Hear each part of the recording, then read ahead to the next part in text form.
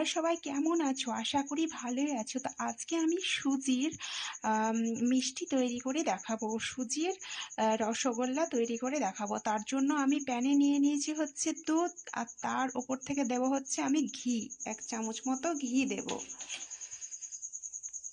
আমি এখানে 2 চামচ মতো চিনি ব্যবহার করলাম, আর আমি এখানে 1 কাপ মতো সুজি ব্যবহার করছি। এইভাবে করে আমি নাড়াচাড়া করে সুজিটাকে সিদ্ধ করে নেব। সুজিটাকে তুলে নিলাম আর এইভাবে আমি ডো তৈরি করে নিলাম। এবার আমি রসগোল্লার শেপে নিয়ে আসব। এইভাবে 8টা মিষ্টি তৈরি করে নিয়েছি।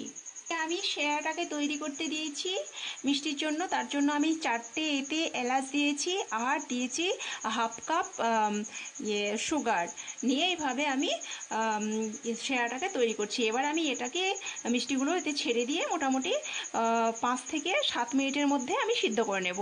আমি ঠিক এইভাবে 5 থেকে 7 মিনিট জাল করে নিলাম মিষ্টিগুলো। এবার আমি ঢাকা চাপিয়ে 2 ঘন্টা রেখে দেব। এরপর মিষ্টিগুলো দেখাবো। দেখো, আমি ঠিক এইরকম একটা বাটিতে মিষ্টিগুলোকে তুলে নিয়েছি। এবার আমি মিষ্টিগুলোকে তোমার একটা কেটে দেখাচ্ছি।